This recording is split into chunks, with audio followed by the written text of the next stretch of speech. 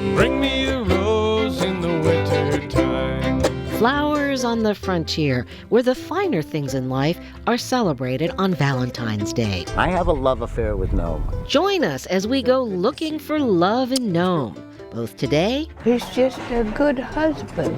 Bring me love in my autumn years. And yesterday. People touching in photographs was something that was not done in those days. Up next, the story of Wilfred and Lottie and countless proposals of marriage. Would she ever say, I do?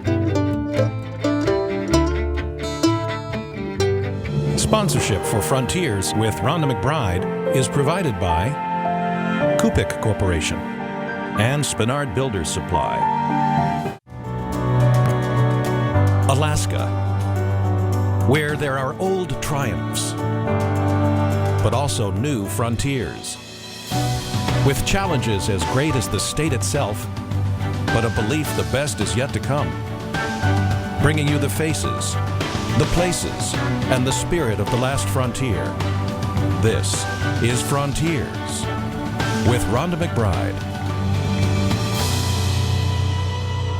Welcome to Frontiers and happy Valentine's Day from Nome, Alaska. To receive a rose is always romantic, but in the wintertime and in Nome, Alaska, you know, they travel a long ways to get here. More than 2,000 miles from California and more than 4,000 miles from Florida. So that makes them pretty special. Bring me a rose in the winter time, when it's hard to find. Bring me a rose in the winter time, I've got roses on my mind. Just about every rose that comes to Nome arrives on a jet from Anchorage. Here's the flowers. Trinh Johnson ordered 40 pounds of flowers, and more are on the way. The school in the village is right now having senior nights, so they need roses. It isn't easy being a far north florist, but the temperature in Nome has been an unseasonably mild 30 degrees. The temperature is perfect. Perfect for a flower-friendly ride to Trin's shop. Okay, look at these beautiful flowers. Newspaper actually makes pretty good insulation, even on the coldest days. They look happy. So we got to put them in the water right away, though. Trin and her assistants quickly go to work. Tulips are a favorite, but perhaps the most fragile flower of all. They break really easy. Even so, this is one place where the tropics meet the Arctic. And the card want to say, thinking of you. Until Trin opened her flower shop, many people in Nome had only seen flowers like these in books. It's very magical. And surreal. The very thought of a prolonged power outage makes you realize the vulnerability of each and every blossom. They come in with the outside layer that protects them from the cold. What is it about a rose in the wintertime? I feel very special. That's my favorite thing. Sometimes I love to go deliver flowers because I get hugs. Hey Becky, could you tell me what time is Raven flying to Unalakleet today? Trin also loves to send flowers to outlying villages. Take this arrangement. It has miles to go before it's delivered to Unalakleet. Now remember, these flowers have already flown more than 500 miles from Anchorage. Soon, they'll catch a 1-hour flight on an air taxi to go yet another 145 miles. This is done and ready to go. The worry? These beauties might sit too long, shivering and withering on a frozen runway. But here in the Arctic, it takes a certain amount of faith and fearlessness to do what Trin does. I love my job. She's ordered 4,500 roses just for Valentine's Day. Because last year I ran out. However fleeting their fragrance may be, it's all here. Faith, fearlessness, and flowers. Bring me a rose in the winter time, when it's hard to find. Bring me a rose in the winter time, I've got roses on my mind. While we've we've explored the frontiers of flowers, we haven't looked at the price.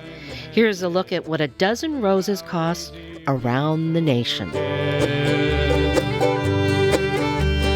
Bring me a friend when I'm far from home, when it's hard to find. Up next, a love story from long ago that still tugs at the heartstrings.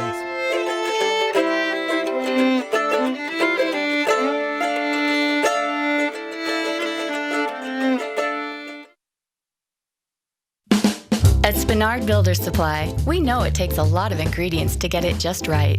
That's why we have design centers in every store to personalize the most important rooms in your home. We'll help you select cabinets, faucets, and appliances that fit your style. So all you have to worry about is how much oregano goes in Mom's pasta sauce. Spenard Builder Supply. Building for life. Now offering financing with no payments or interest for 12 months. Visit our design experts today at your local Spenard Builder Supply. We have a story of 27 families that put 18 months of their lives into building a village, a home for themselves and their future. Our Inupiaq culture goes back thousands of years, carried by a strong sense of community. Our relationship with our natural surroundings is at the heart of our culture. By investing in future generations through development that is balanced with the love of our land, the Kupi Corporation brings together traditions of the past with visions of the future. We hold these truths to be self-evident, that all men are created equal. The torch has been passed to a new generation of Americans. The American dream need not forever be deferred. It's the richest and the most powerful country.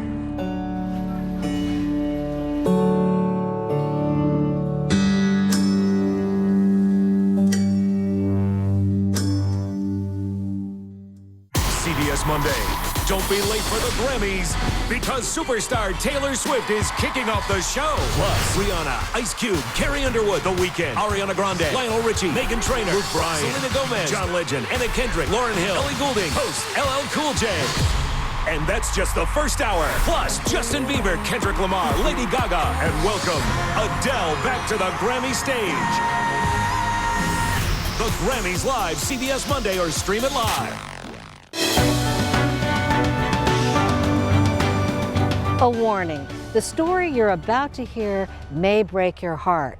It's a story from a century ago about a miner named Wilfred McDaniel who was smitten by the lovely Lottie Rennie.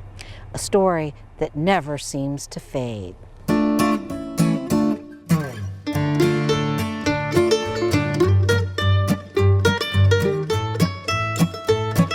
Wilfred McDaniel and his brother Edmund came all the way from California to seek their fortune. But the real treasure turned out to be Wilfred's photographs, over 300.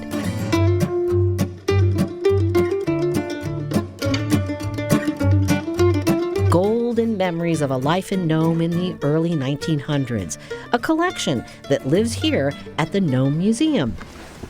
So we'll check this one out. The museum is in the process of moving to a new home across town, so a lot of the McDaniel collection is packed up. But the director opened a few boxes to show us why historians continue to mine this motherlode of material. The photographs, the diaries, the letters, it's like a perfect assemblage of all of this material intact. All donated by the McDaniel family, along with keepsakes like this portable miner scale. This is one of my favorite pieces in the collection. And native artifacts. This beautiful little bag handle. A handle fashioned out of ivory in the shape of an otter. A carving from King Island. So this would have been collected about what time? Early 1900s. Surprisingly, the scent of grass still lingers. These pieces, along with photos of Alaska Native families, suggest Wilfred had their trust. And historians are grateful because they document a rapidly changing world.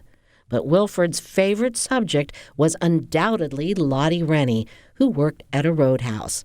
While in Alaska, he proposed many times. She kind of epitomizes the Nome woman. Independent and not ready to be tied down.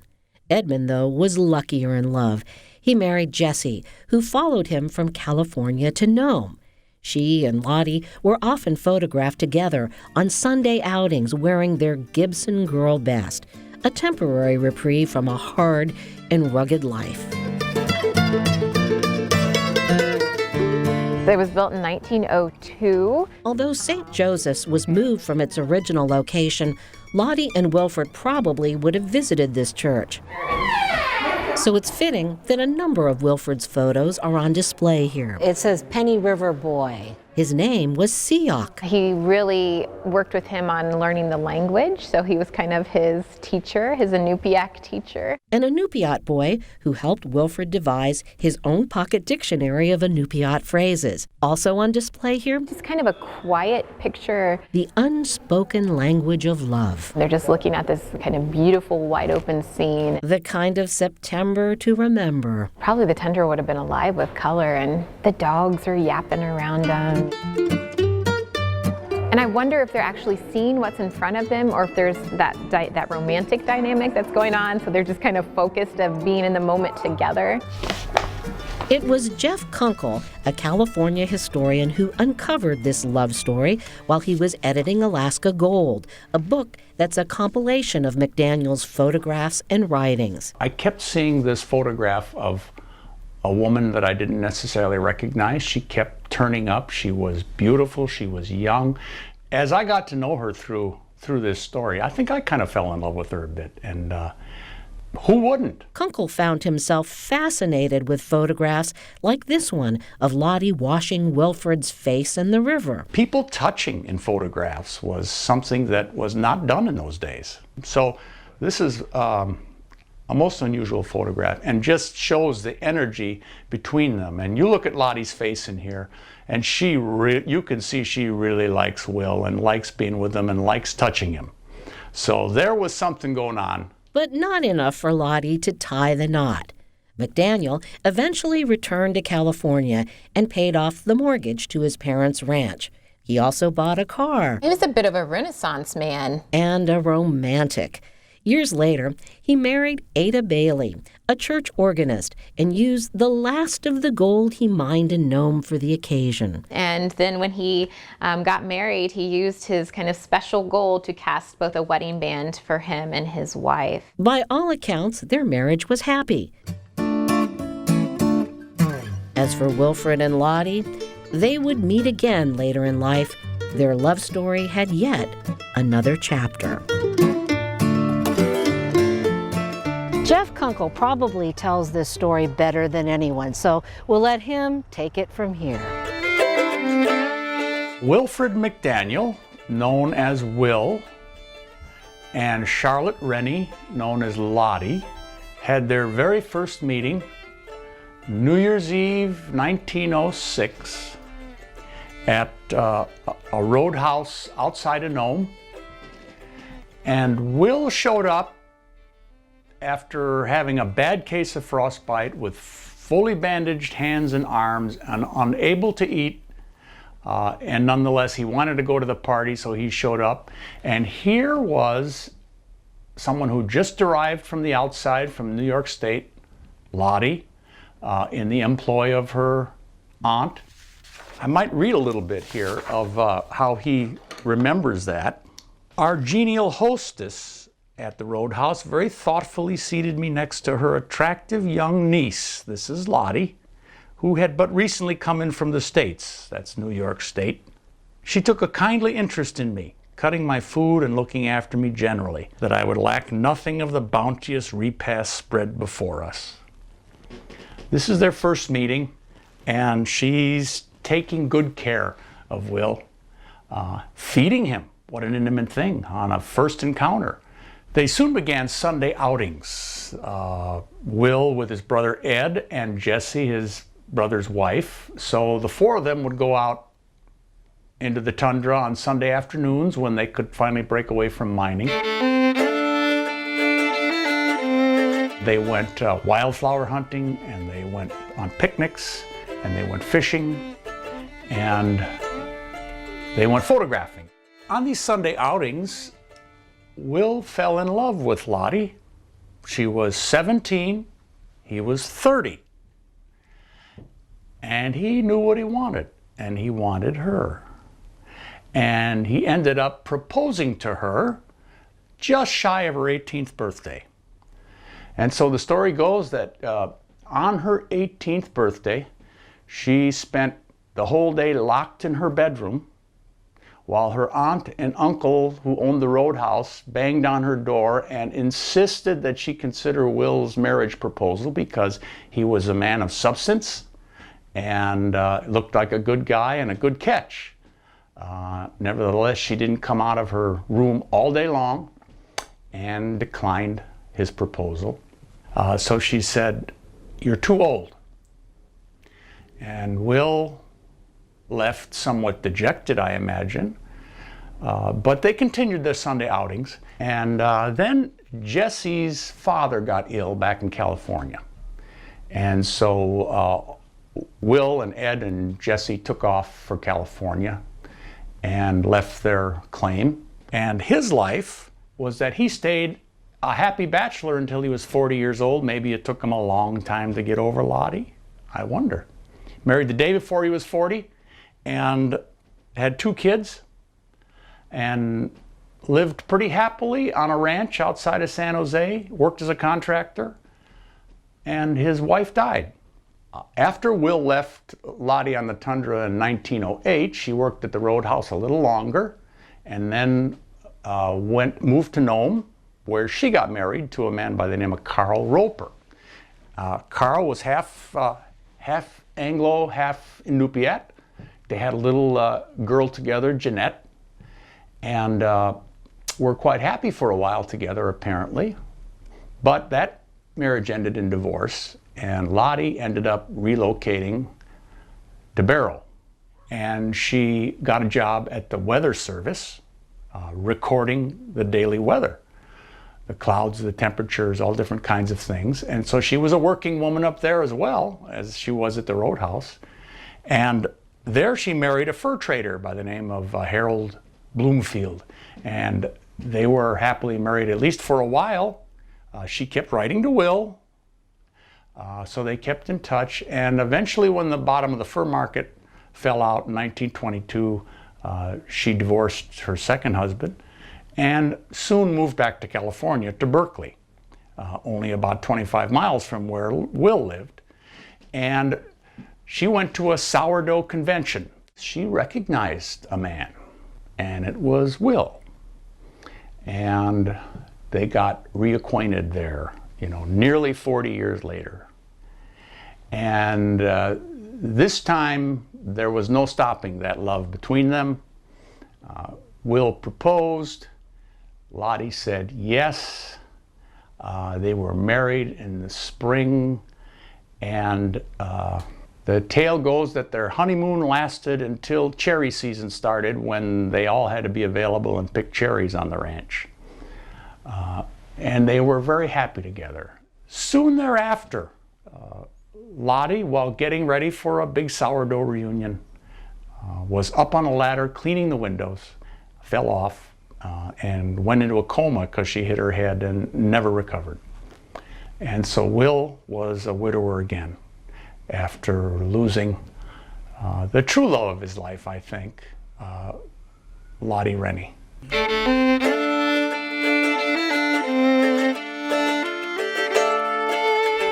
Love can't be forced, but it can't be denied either. And it has its own time and its own way. And I still like to think of Will and Lottie walking on the tundra on their Sunday outings, her and her Gibson girl and their sled dogs following them, and him lugging around his big 4x5 camera, which he'd set up on a tripod and so beautifully document so much of their time together.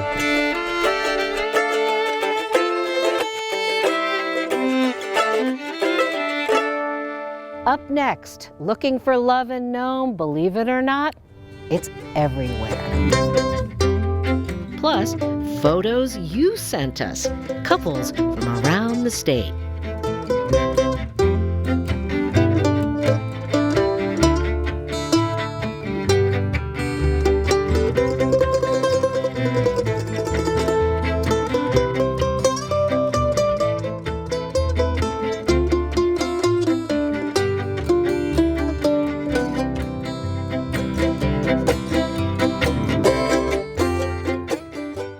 I just want cremation. Cremation specialist in Alaska. Can I have a service before cremation? Our staff is committed to serving your needs. I just want something basic. The simpler, the better. Specializing in simple cremations. Whatever your reasons are for choosing cremation, call Cremation Society of Alaska, 277-2777, or in the Valley, 373-8627, and on the web at alaskacremation.com.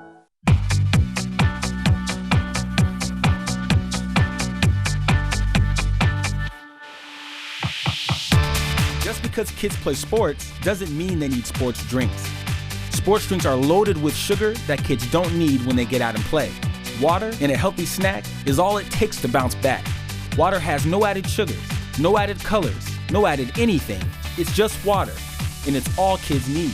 Get the facts. Visit playeveryday.alaska.gov. We taught him how to hit a baseball, how to hit a receiver, the strike zone, the net. You taught him how to hit the upper corner. You even taught him how to hit the open man. But how much time have you spent teaching him what not to hit?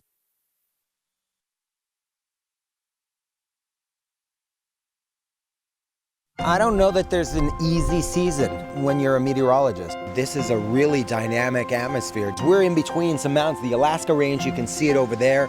We got the Chugach over here, the Kenai over here, all these inlets, this landmass, a big valley that kind of creates kind of a vortex at times. So it just is pushing and pulling, and there's a lot of different pieces to the weather puzzle out here. And it can change. You change one of those pieces, and it can just throw everything up in the air.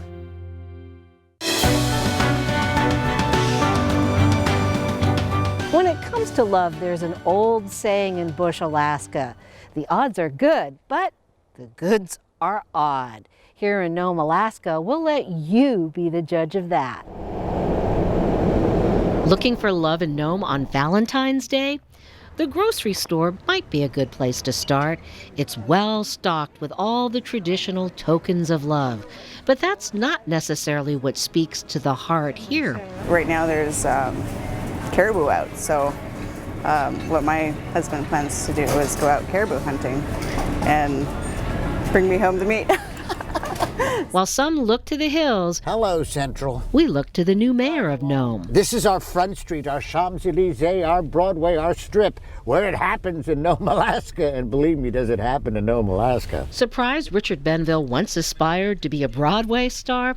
Well, most recently, he's been a tour guide. 4 years later, the map was reprinted. It said Cape Nome. Pa-dum-bum. Who can tell you all about Nome's gold rush and how you can still find treasure. You put it into something like a gold pan. You add water. Ring, ring, ring, ring, ring, ring. You agitate and everything's in a slurry. It's all about gravity. These dredges may have found gold, but the real treasure, the mayor insists, lives inside the heart. I have a love affair with Nome. But why do you love Nome? Because it's exciting, because it's accepted me for what I am, and even what I was, and non-judgmentally. Richard arrived in Nome about 30 years ago, pining over a lost love and drowning his sorrows in alcohol. The far north saved my life. A 5, 6, 7, 8, dum bum ba da da da da da dum, a dum bum ba da dum ba da da bum. Here at the Nome Senior Center, you can see that the boy who dreamed of life on the stage is still in the entertainment business. Dee da da dee da da. And there are lots of those love stories here. People that had married for a very long time. People like Bun and Galen Rodine. He's just a good husband. Still together after more than 40 years of marriage. They met here at the Board of Trade, where she worked as a waitress and Galen played in a band. Each had been married twice before. Bun already had several kids, which Galen eventually raised. Their promise to each other to never fight in front of their children. That's important. Very important. And the kids really appreciate it. They do. They really appreciate it. That you get along good. Maybe because he was born on Valentine's Day, he's just romantic. Sometimes he thinks he's still risky. tries to get frisky once in a while. Happy 75th birthday, Galen, and many more. As the mayor told us, when you go looking for love in Nome, you can find it just about anywhere. Like at the Bering Tea Company, where we found Aaron Fortin, engaged in a labor of love. If we can't find a reason to wear our own tuxedos, we might as well put them on strawberries. Decorating chocolate-covered strawberries for Valentine's Day. Richard is a wonderful mayor. I love him especially because he comes in and sings and tap dances for my daughter every day.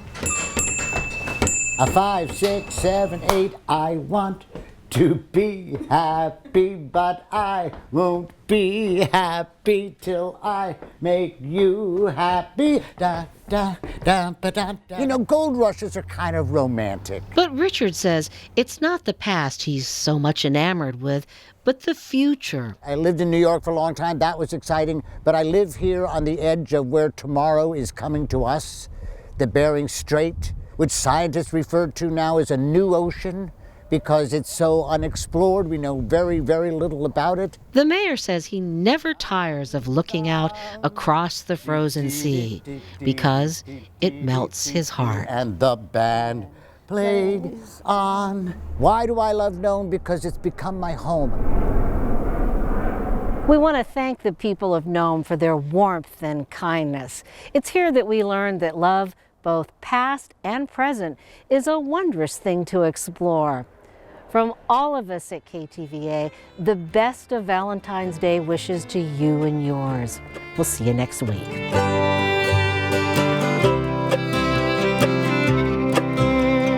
Bring me a rose in the winter time when it's hard to find.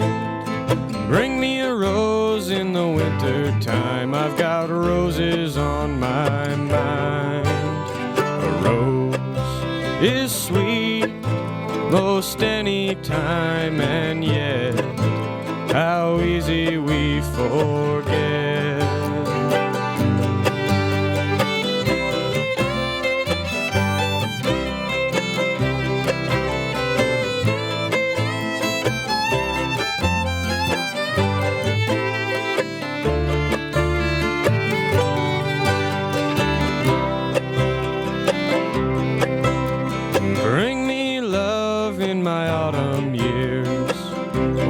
Hard to find.